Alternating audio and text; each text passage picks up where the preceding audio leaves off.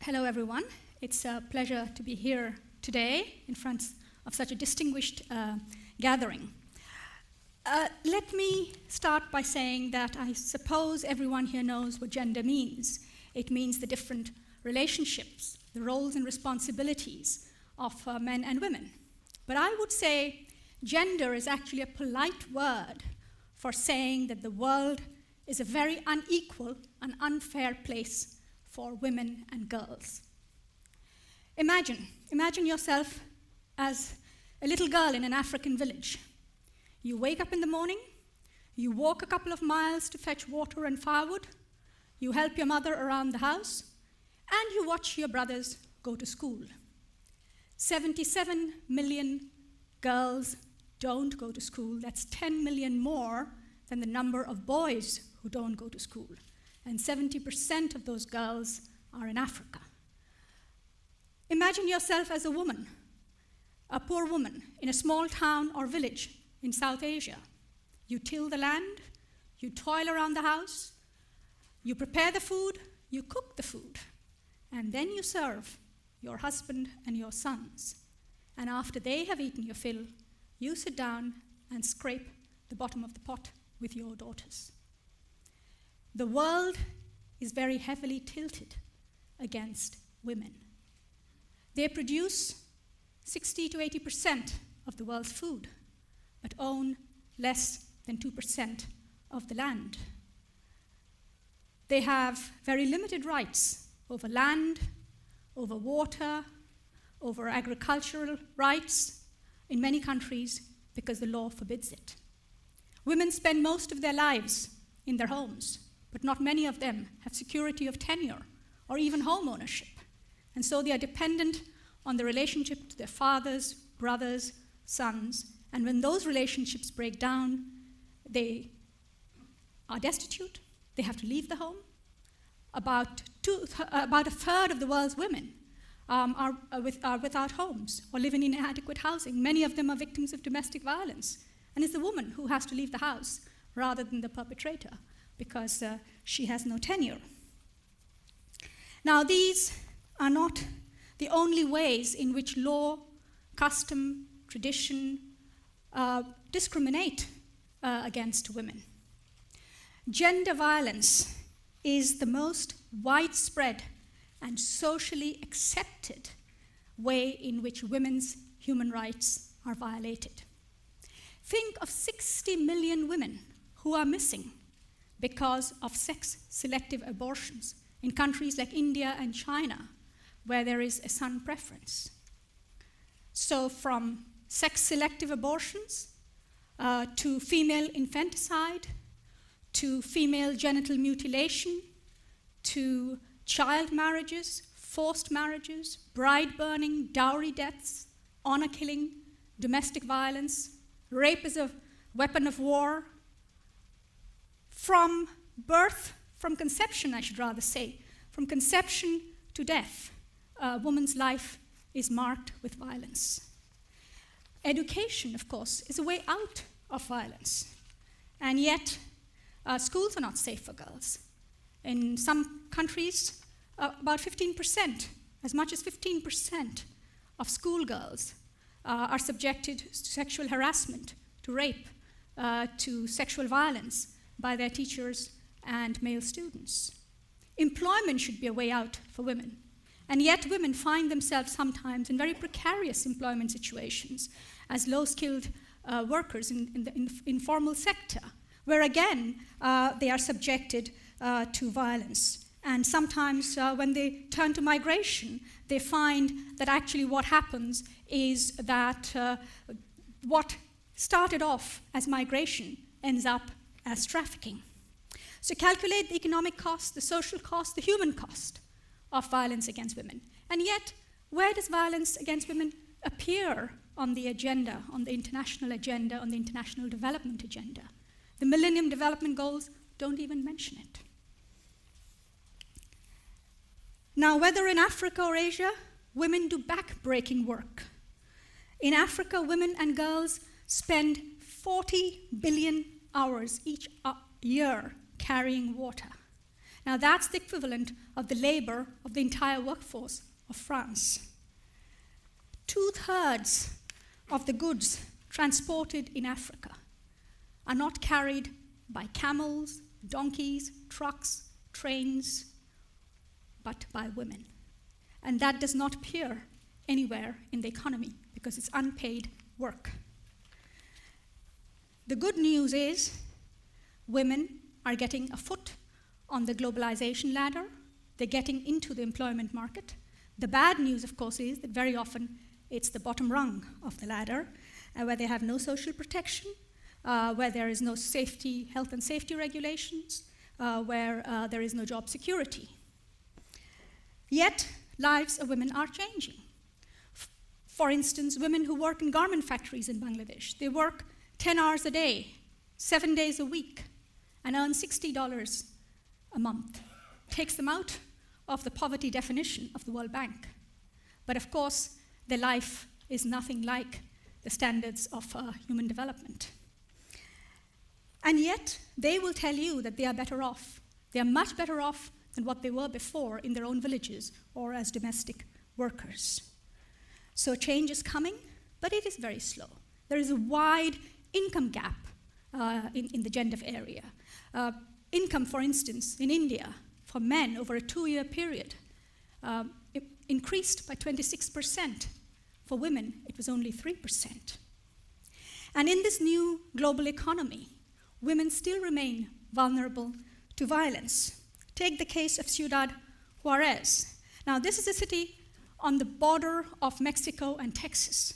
Hundreds, thousands of women have come from the poorest parts of Mexico to work in this town in the assembly plants or the maquilas. But there you see the crosses of the hundreds, just some of the hundreds of women who have disappeared, who were raped, mutilated bodies were later found. And for years, the police did nothing. In 2003, when I visited Ciudad Juarez, one of the mothers who had lost her young daughter told me the police didn't want to listen to us. They didn't care because we have no clout. We are just poor women. Now, Ciudad Juarez became Amnesty International's launch pad for its global campaign to stop violence against women. And we made it our launch pad because we wanted to draw attention. We wanted to name and shame those who would benefit from the contribution of women to the global economy, but who were not willing to protect those women from the downside of that move that these women made. Now, voices of women are very rarely heard. And one classic example of what happens, how little development happens when that is the case, is, of course, maternal mortality. Now, pregnancy is not a disease, and yet, every 90 seconds, even as I'm speaking, a woman is dying somewhere around the world. It used to be a minute, a woman a minute, but according to recent statistics, now it's become 90 seconds. But still, it's bad. Now, experts say we need more information on contraception, we need skilled birth attendants, we need emergency obstetric care. But I would ask, who is it who decides when a woman should get married? Who is it who decides when she should conceive? Who is it who decides how many children she should have, how they should be spaced? Who is it, and this is an important question, who is it who decides how much of the national budget should be spent on maternal health? So that shows that if we want to reduce maternal mortality, we have to do more. We have to be ready to invest in empowering women to claim their rights. Gender inequality is the most pervasive form of inequality, and it becomes really vicious when it combines, of course, with deprivation. It is the outcome of deep-seated discrimination and prejudice, of imbalances in the power structure that exist in society. And it is sometimes formally entrenched in laws. It is often the result of ill-conceived or biased public policies. And it is almost always a product that is condoned, encouraged by culture, custom, society. Gender equality is not a matter of inadequate resources alone. It is not a matter of economic scarcity, and therefore it cannot be resolved by economic growth alone, just as economics itself does not give us the full picture of poverty. Certainly, economics will not provide the full answer to gender inequality. Yet, donors, development organizations are very reluctant to talk about what is it that keeps women unequal. They're very reluctant to talk about women's human rights because they say those are controversial, politically sensitive issues. Now, how do you expect to bring about lasting change if you are not ready to confront the structural imbalances that exist in the fabric of society?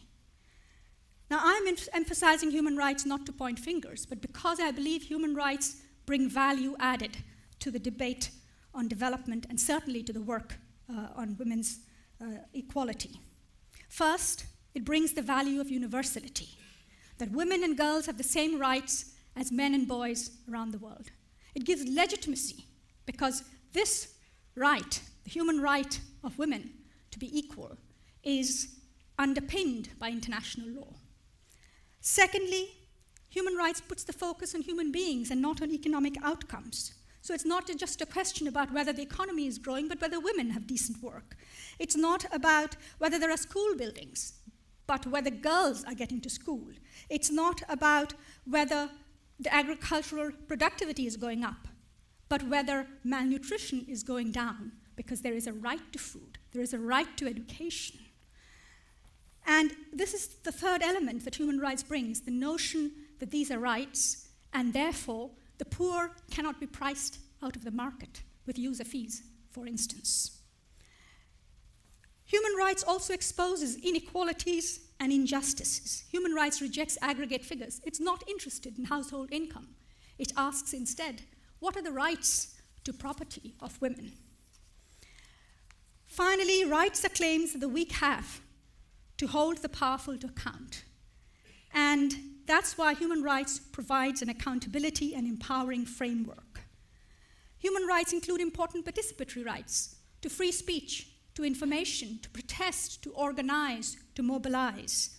Participation is not just a technical element in a project, it is actually citizens' engagement with policies that matter, with their own lives. Now here I will show you the next slide. This is from my own country, Bangladesh. This is a group of women who are beneficiaries of microcredit from BRAC. And they have definitely improved their lives, and they're working very hard. One of these women said to me, I don't want my daughter to suffer the way I have suffered. That's why I'm here. But these women are hamstrung because the law in Bangladesh does not give them equal inheritance rights. So her daughters will not benefit from whatever assets she creates. And that's why women's human rights groups in Bangladesh are now seeking to reform the traditional justice system of Shalish. And of course, women are bringing about change. There are women-led trade unions in South Africa that have managed to get better conditions for women seasonal workers. In Morocco, the women's movement managed to produce reform of the Islamic family law. In Rwanda, a country where women had no title to land, now there is almost half parliament is made up of women who have brought issues of social development onto the agenda there. So empowerment is the ability of women to control their own destiny. And they need access to education, to health, to jobs to do that. So that they also need an enabling environment to make choices. But in order to do that, they also have to be free from coercion. Now, these are interlinked issues. You cannot pick and choose there if you genuinely want to promote women's empowerment. And of course it sounds complicated, of course it sounds expensive, and it probably will require resources. But there is a great development dividend that comes out of it, because as development research has shown, evaluation has shown consistently, that where education and employment of women go up, child survival rates also go up, fertility goes down. And even on the political sector, when women are involved in peace settlements, in post-conflict reconstruction, it is more sustainable. That's also been shown. Now, of course, progress is being made. The number of people living in poverty is going down. The gender gap in education is closing. Women are getting into the employment market. Things are improving. But this is a marathon that is yet to be won. And there are new challenges out there, for instance, with climate change. So as we discuss water management, as we discuss agriculture, we have to think of the girls that carry those water cans, the land, the women that till, the homes and homesteads on which they live. And we need to think how each and every one of these girls and women would be disproportionately affected, but how each and every one of them hold the key to the answer in themselves. And that is why empowerment of women is important. Women's rights are important for development. Gender equality, gender empowerment, gender justice is much more than giving poor women an income. It is actually about upholding the right of women to determine their own destiny. It is actually about creating a more just society. Thank you.